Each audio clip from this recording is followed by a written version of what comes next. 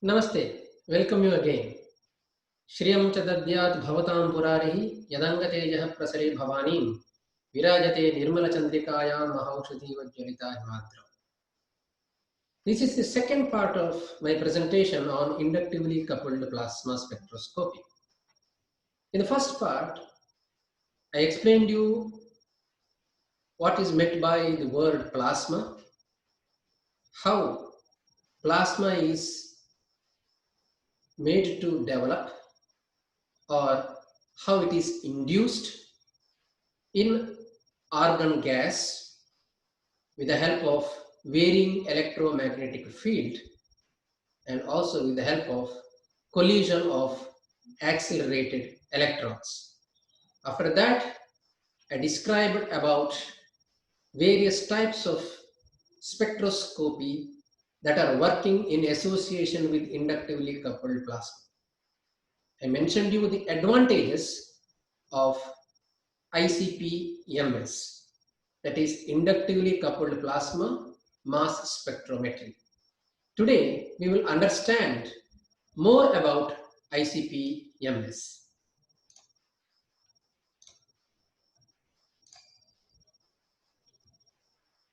An ICP-MS combines a high temperature ICP, that is a high temperature inductively coupled plasma. I told you in the last presentation that about 10,000 degree Kelvin of temperature is generated here.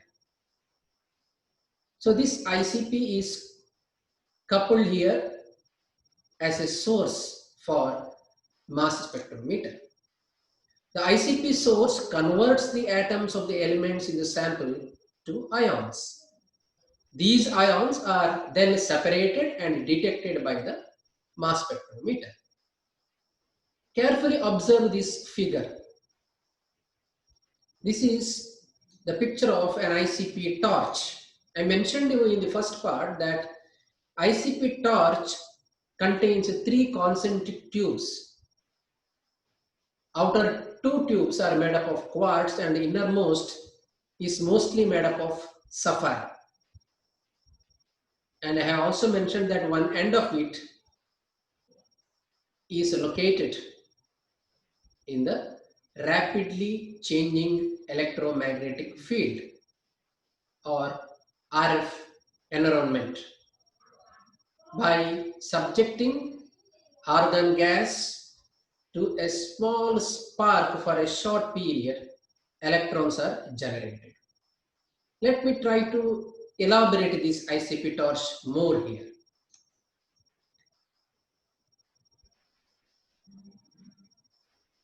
Argon gas flows inside the concentric channels of this ICP torch. So this is the ICP torch. Here you can see this is the schematic diagram and that is enlarged here. As the argon gas flows inside the concentric channels, the RF load coil is connected to a radio frequency generator. Here we have RF load coil. As the power is supplied to this load coil from a generator, oscillating electric and magnetic fields are established at the end of the torch. When a spark is applied to the argon flowing through the ICP torch, electrons are stripped off of the argon atoms, forming argon ions. These ions are caught in the oscillating field and collide with other argon atoms, forming an argon discharge, or in other words, plasma. So here you will find argon plasma. So these are the atoms. So this is the center of the tube where aerosol of the sample is thrown up. And here we have the ions that are generated from these atoms. These atoms, when they reach to the end of the tube where there is a rapidly changing magnetic field, the electrons are stripped off and the ions are generated. Because of this, argon plasma is induced. The sample is typically introduced into the ICP plasma as an aerosol, either by aspirating a liquid or dissolved solid sample into a nebulizer, or using a laser to directly convert the solid samples into an aerosol. So both are possible. Either you will have to suspend your solid particle in a solvent, or you have to dissolve whenever possible your solid sample in a solvent to make a solution, or your sample may be a liquid itself. In such situation, this liquid can be directly aspirated into a nebulizer, or if it is a solid sample which is not dissolved in any solvent, you can directly convert into an aerosol with the help of a laser. So once the sample aerosol is introduced into the ICP torch, it is completely desolvated, and the elements in the aerosol are converted first into gaseous atoms and then ionized towards the end of the plasma. So in one end of the tube, the aerosol is introduced. As you can see in this picture, in this end, aerosol is introduced. On the other end, we have plasma. Once the fine droplets of the sample are introduced into the ICP torch, it completely gets dissolved. And the elements in the aerosol, they are converted first into gaseous form, and then these atoms are ionized when they reach to the other end where there is plasma. So most important things that are to be remembered about the argon ICP plasma are the argon discharge with a temperature of about 6,000 to 10,000 degree Kelvin is an excellent ion source. The ion formed by the ICP discharge are typically positive ions. This is something that we have to keep in your mind. The ions that are formed by the ICP discharge are typically positive, M plus or M plus 2. Therefore, elements that prefer to form negative ions like chlorides, iodides, fluorides, they are very difficult to determine via ICP-MS. This is the limitation that you have to keep in your mind. The detection capabilities of the technique can vary with the sample introduction technique that is used, because different techniques will allow different amounts of the sample to reach the ICP plasma. Detection capabilities will vary with the sample matrix also, which may affect the degree of ionization that will occur in the plasma or allow the formation of a species that may interfere with the analyte determination. Once the elements in the sample are converted into ions, they are then brought into the mass spectrometer. Now the first part has already worked. So in the first part, that is a part of inductively coupled plasma. So you have converted the sample into aerosols, you have introduced it into the tube, and in the tube it got converted into gas and then into the ions. So when they reach to the plasma on the other end, ions are properly formed. And these formed ions are then brought into the mass spectrometer via interface cones. So this is the interface region.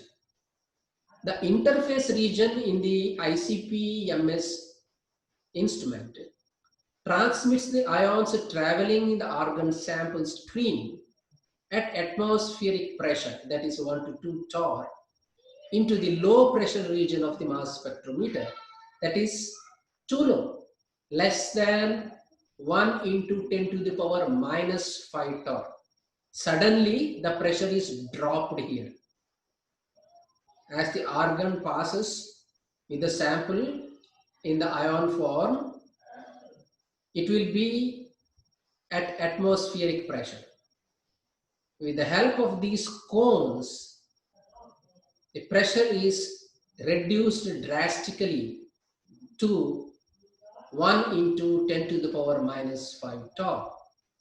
So this is done through the intermediate vacuum region. Here you can see this is the vacuum region intermediately. And it is created by two interface cones. You are seeing two interface cones here, the sampler cone, the skimmer cone. In between this sampler and skimmer cones, we have vacuum which helps the pressure to drop suddenly. The ions from the ICP source are then focused by the electrostatic lenses in the system. In the system, we have electrostatic lenses. As the sample in the form of ions passes through the cones, they will enter and they will be focused in the MS into the electrostatic lenses. The ions coming from the system, as I already mentioned, are positively charged.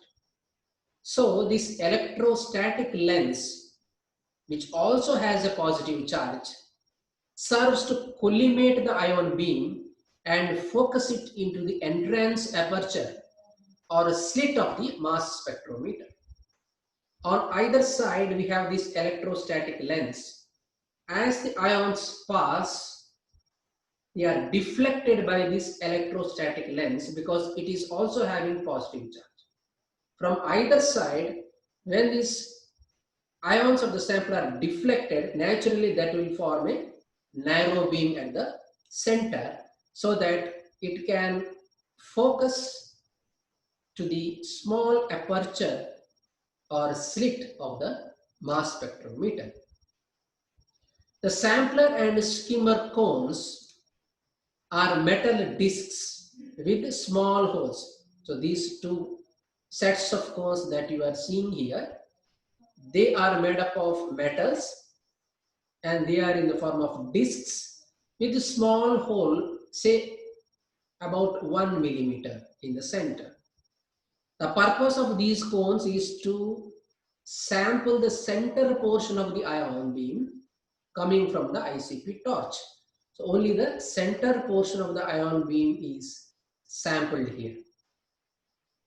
And this is very important so that concentrated amount of ions enter mass spectrometer. There is a shadow stop here. You can see this is shadow stop. This shadow stop or some similar device blocks the photons coming from the ICP torch, which is also an intense light source.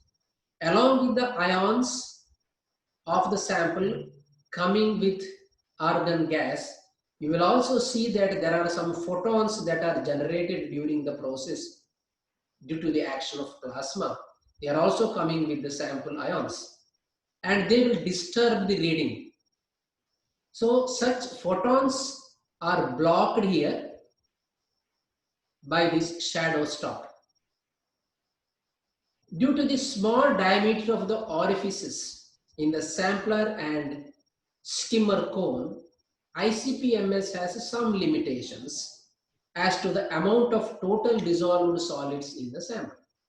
Because some amount of the sample is not allowed to pass through. Only selected amount of the sample is allowed to pass through the small aperture.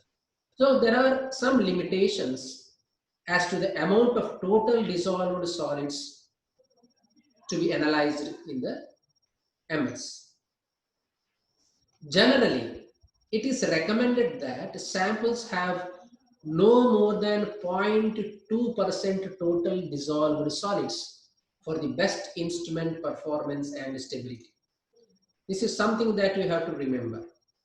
If the sample is highly concentrated one, then it will affect the stability of the instrument. You should see that sample concentration is not more than 0.2% in terms of total dissolved solids.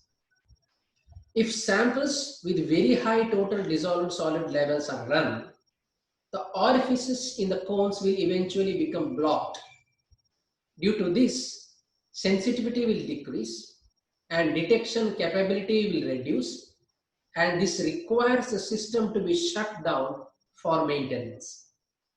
So this is why many sample types, say soil or rack samples that are digested and used, must be diluted sufficiently before running on the ICP-MS. So this is something that we have to keep in your mind. Now let us talk about the lens system here. Different types of ICP-MS systems have different types of lens systems. The simplest type of instrument employs a single lens, while more complex systems may even contain up to 12 ion lenses.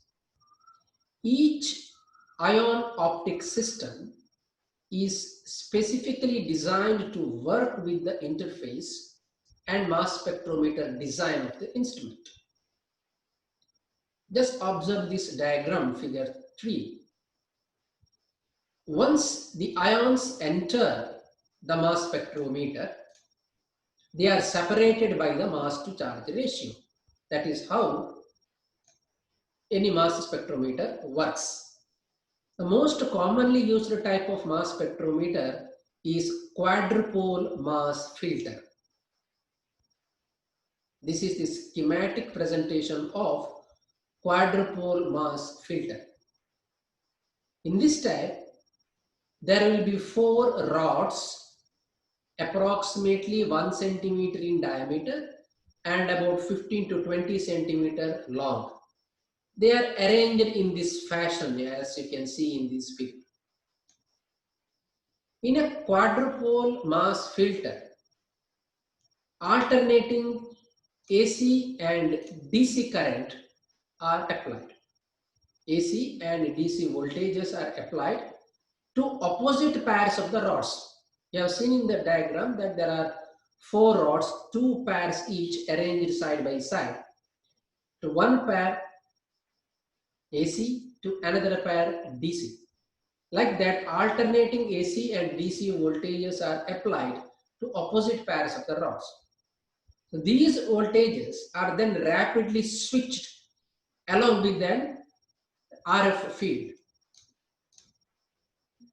The resulting effect is that it will act like an electrostatic filter. An electrostatic filter is established that only allows the ions of a single mass to charge ratio pass through the rods to the detector at a given instant in time. In one fraction of a second, or say in 1 second, only one mass to charge ratio is allowed to pass. In the next instant, next mass to charge ratio is allowed to pass. That means it is acting like a filter. It is not a physical filter otherwise. It is an electrostatic filter. So the quadrupole mass filter is really a sequential filter. Whenever you have multiple ions together, it is allowing one by one ions to pass through. That means these are separated. Based on the mass to charge ratio, one ion is allowed in a given time, then the next, like that. So this is a sequential filter with the settings being charged, or settings being changed for each specific mass per charge or mass per electric at a time. However, the voltages on the rods can be switched at a very rapid rate. The result is that the quadrupole mass filter can separate up to 2,400 atomic mass units per second. So you can imagine in a second, within a second, it can separate 2400 ions and allow them to pass one by one. This speed is why the quadrupole ICP-MS is often considered to have simultaneous multi-elemental analysis properties. It looks as if simultaneously it is analyzing so many elements. Actually, it is not simultaneous, but within a fraction of a second, one element is separated from the other. The ability to filter ions on their mass to charge ratio allows ICP-MS to supply isotopic information, since different isotopes of the same element have different masses. So that is what happens in isotope, isn't it? Number of protons, number of electrons will be same, but number of neutrons will be different. The charge will be the same, but mass will be different. As MS works based on mass to charge ratio, charge may be same, but mass changes. That is why different isotopes could be separated here. Typical quadrupole mass spectrometers used in ICP-MS, they have a resolution between 0.7 to 1 AMU. So this is sufficient for most routine applications. Now let us talk about advanced type of mass spectrometer, that is HR, or high resolution or magnetic sector mass spectrometers. The use of high resolution or magnetic sector mass spectrometers has become more common in ICP-MS, allowing the user to eliminate or reduce the effect of interferences during the mass overlap. If at all, the differences in the mass is very, very low, very, very less. In such situation, there is a possibility that interferences may occur because of mass overlap. So such problems will be eliminated when we use HR, or high resolution type of mass spectrometers. The resolution of high resolution instruments can be changed by adjusting the width of the entrance and exit slit of the spectrometer. You can change the width of the entrance slit and exit slit. Accordingly, the resolution can be changed. A typical HRICP-MS instrument has a resolving power up to 10,000, and it's typically operated at preset resolution settings for low, medium, or high resolution. You can set the instrument for low, medium, or high resolution to make the operation easier for the user. But this type of instrument has some limitations. High resolution instruments are typically expensive, 2 to 3 times costlier than a regular quadrupole ICP-MS instrument. And they are also more complex to operate and maintain. And in addition, for every 10-fold increase in resolving power, there is a concomitant decrease in the signal intensity. That is a problem. So because of this, actual detection capabilities may be limited if the concentration of the analyte of interest is very, very low. Finally, they are much slower than a quadrupole system. So that is a major problem. So due to the longer settling time required by the magnet, when the voltages are adjusted for large mass jumps, HRICP-MS instruments typically are 4 to 5 times slower than a quadrupole instrument. So this makes them unsuitable for a rapid, high throughput multi-elemental analysis that are routine in production type laboratories. If it is a production lab laboratories where you will have to separate the elements, and these elements are used for manufacturing. If that is the purpose, we require the analysis to occur very quickly. If it is only a research purpose, in such situation, you can wait for more sensitive analysis. So we require a high throughput, quick multi-elemental analysis for production type of laboratories where HRICPMS is not suitable, quadrupole type of instrument is preferred.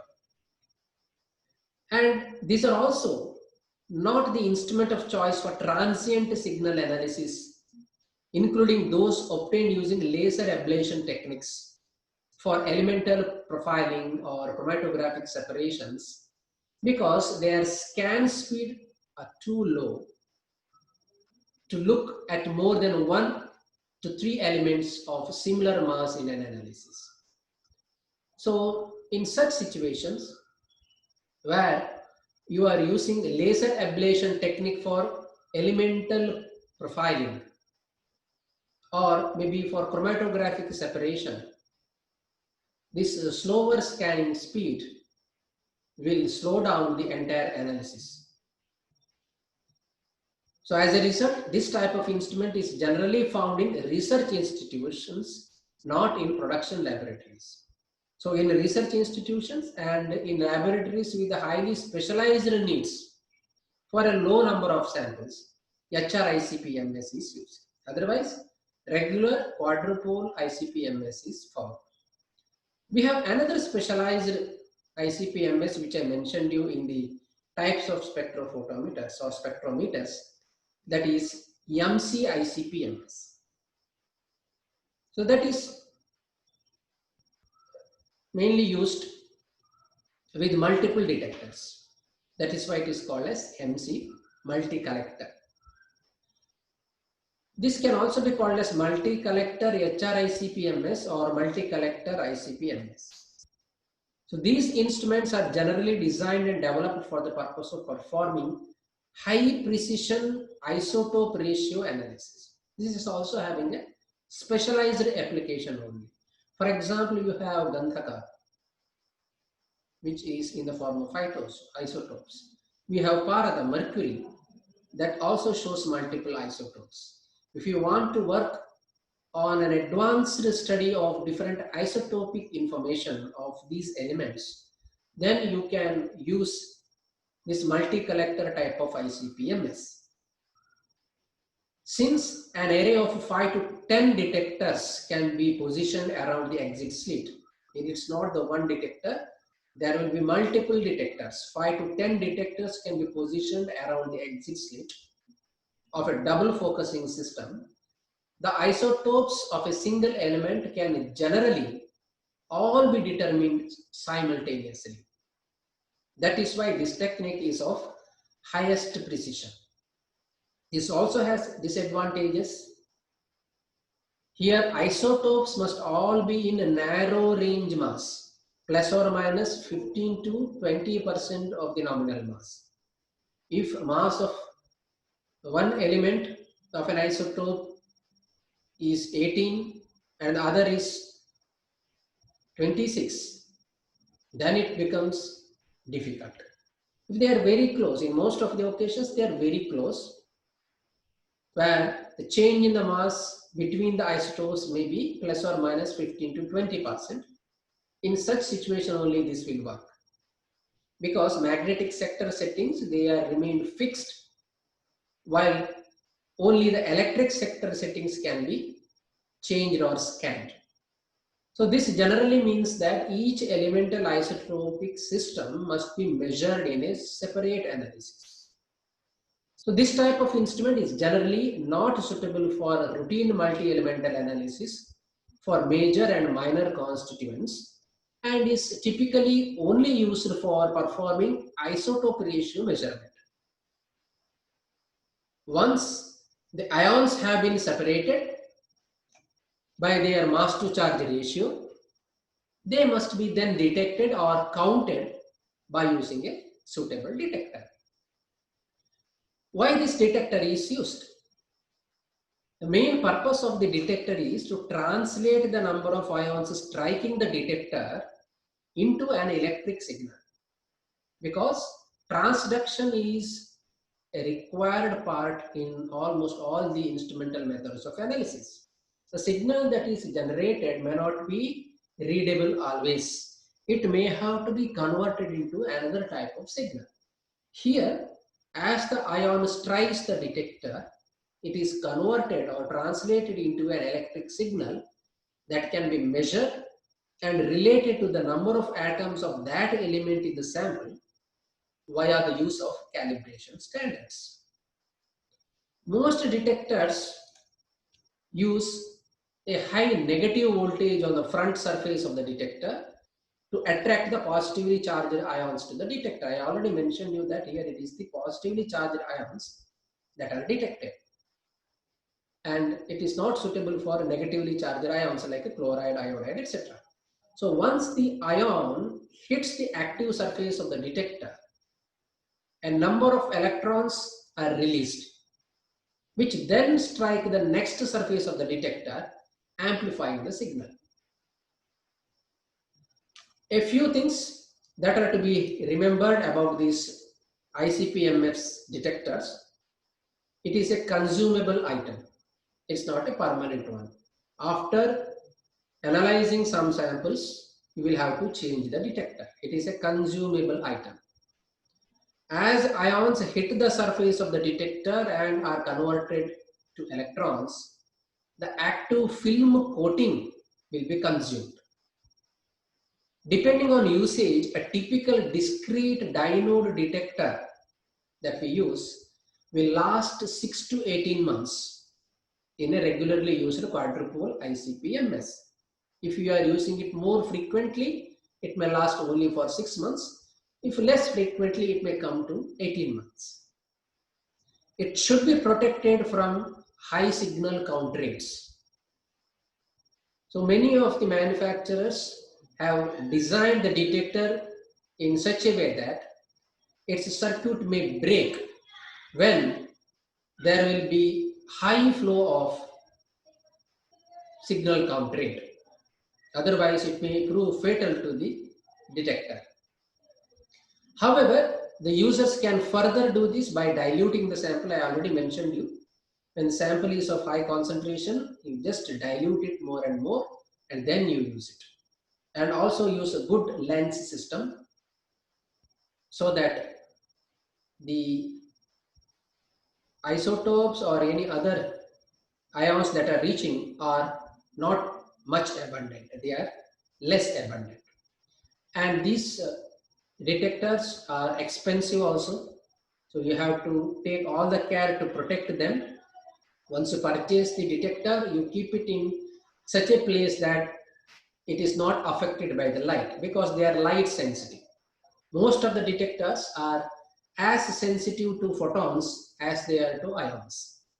So care should be taken to store spare detectors in the dark and never expose these detectors to the light while in high voltage situation or high voltage supply. They may be affected. Here you can see the picture very carefully. You can see the different colors, different squares of different colors. This figure shows the elements traditionally determined by ICP-MS and their approximate instrumental detection limits. So you should understand that instrumentation detection limit is calculated as 3 times the standard deviation of a blank measurement and represent the best possible detection capability of the instrument. Here you can see the blue one shows 0.1 to 1 parts per trillion. Yellow is 1 to 10 parts per trillion, and blue is less than 0.1 parts per trillion. And this orange one 10 to 100 parts per trillion. Pink one is 0.1 to 1 parts per billion, and green one is 1 to 10 parts per billion.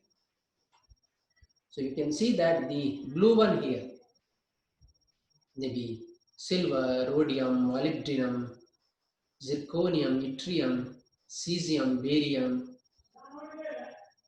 gold, all this can be determined at a very, very, very low level, zero point 0.1 parts per trillion also. The yellow one including mercury, cadmium, copper, zinc, cobalt, iron, manganese, etc. 1 to 10 parts per trillion.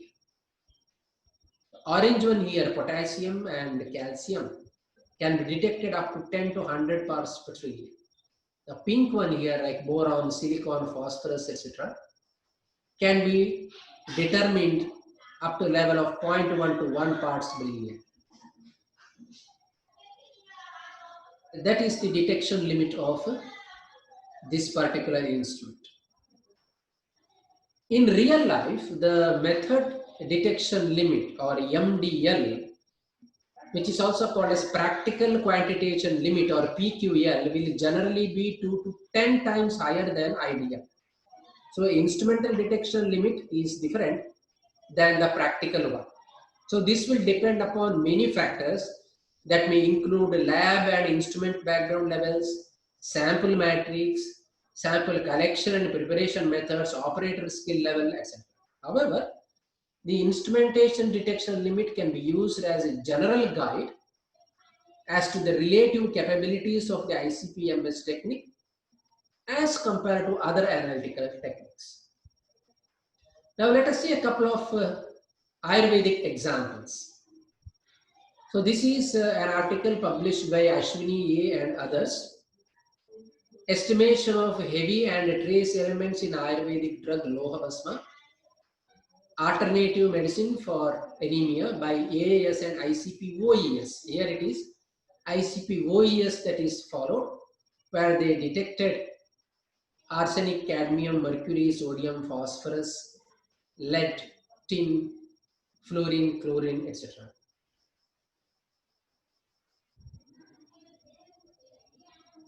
So this is another work where blood gold concentration versus time profile can be observed, where when Swarna Bhasma was administered sublingually alone, or Swarna Bhasma with black pepper and Swarna Bhasma with black pepper and ghee.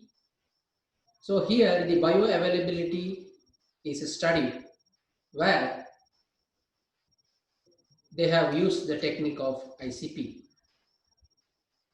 This is by Patil, Bholeti and others. They said that sublingual administration of Swarna Bhasma in the dose of 30 milligram proved to show maximum absorption based on ICP technique. This is another article, determination of trace elements in commonly consumed medicinal herbs by ICP-MS and multivariate analysis. In this article, you will see that various plants have shown different quantities of metals in them, like manganese, iron, cobalt, nickel, copper, zinc, lead, etc. So that's all in this presentation. Thanks for joining me. Thanks for this opportunity. In the next class, we'll come up with some more new topics. Till then, Sarve Santu Niramayaha.